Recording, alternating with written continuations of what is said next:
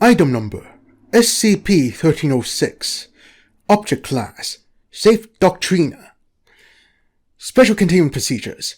The exact recipe for SCP-1306 is known only to Site-40's current director and 2 researchers of said director's choice. Currently, Site Director Adams, researchers Evans and Estevez are entrusted with this information. All proposed tests of SCP-1306 must be approved by one of these 3 individuals. A piece of paper detailing SCP-1306 is kept in a sealed envelope in Locker R13 at Site-40's low-value storage wing. All radio programs, television programs, books, magazines, etc. that deal with the topic of birds must be screened prior to release for content pertaining to SCP-1306 before being released to the general public. Any persons found to have knowledge of SCP-1306 must be interviewed and subsequently administered Class C amnestics. A feeder is to remain in place outside Site-40 for purposes of testing SCP-1306.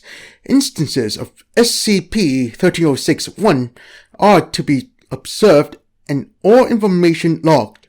Any attempts to catch instances of SCP-1306 are forbidden.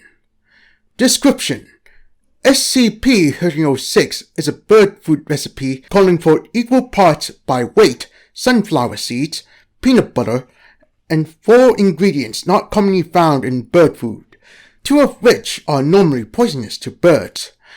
Despite its ingredients, birds fed SCP-1306 do not show any signs of illness from consuming it. Although SCP-1306 alone is not sufficient to meet the dietary needs of any bird. When SCP-1306 is prepared and placed in an appropriate feeder outdoors, a variety of birds will arrive at a rate of approximately 2 birds per hour and consume a quantity of SCP-1306. This behavior will continue until all of the prepared SCP-1306 is consumed. These birds, collectively SCP-1306-1, will appear from the nearest unobserved area. Instances of SCP-1306-1 generally display properties that would qualify them for special containment procedures under other circumstances, including significant deviations from typical avian anatomy or behavior. It is hypothesized that SCP-1306 do not exist prior to their appearance. Tests have shown them capable of emerging from closed, empty containers. No instance of SCP-1306-1 has ever been caught. Any attempts made to contain them have resulted in failure. Reasons for failure have included unexpected displays of strength or speed from the instance and equipment failure. After consuming a small amount of SCP-1306 relative to their body size, instances of SCP-1306-1 will retreat to the nearest unobserved area. There is currently no evidence indicating that SCP-1306-1 exists after this.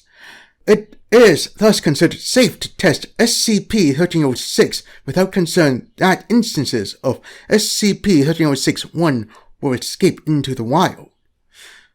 Observation Log 1306-81 Gamma. A sample of SCP-1306 was placed in a feeder outside Site-40, approximately 0.3 meters off the ground.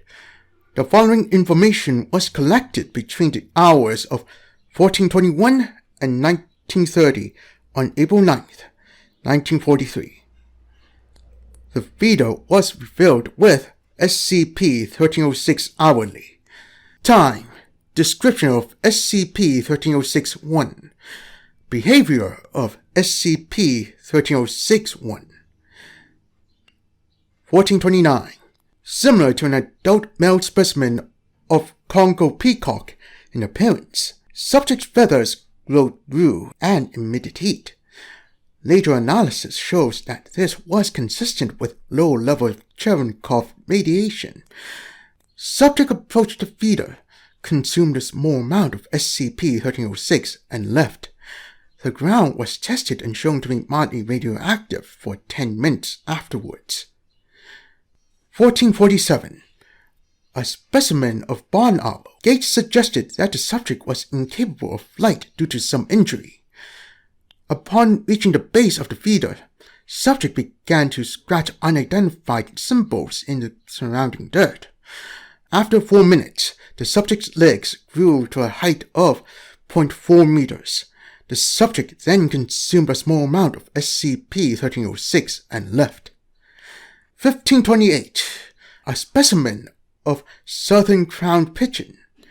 Subject was missing both legs, the majority of its bowels, and its left wing. There was no indication that the subject was alive. Subject floated towards the feeder through unknown means. A small amount of SCP-1306 was observed to leave the feeder and float into the subject's mouth. The subject then left in a similar manner. 1609. A specimen of wild turkey had apparently been freshly coated with a large amount of red, white, and blue paint. Subject approached the feeder, slipping twice on small pools of paint dripping from its body. Subject consumed a small amount of SCP-1306 and left, falling 3 more times on the way back. 1639. A specimen of common kiwi that has no visible legs. Subject did not approach the feeder. Instead, what is believed to be a hollow length of bone extended from its mouth to the feeder, estimated 3.5 meters. The subject acquired a small amount of SCP-1306 with this appendage and retracted the bone, then left. 1646. An adult female specimen of ostrich. Subject approached the feeder and turned to directly face Research Assistant Jacobs, who was not visible from its position. Subject spoke the phrase, "I bet you weren't expecting this, were you, Mikey?" and a voice closely resembling Research Assistant Jacob's father, before consuming a small amount of SCP-1306 and leaving. 1732. Group of bird legs corresponding to at least 7 different species, reaching approximately 2 meters in length.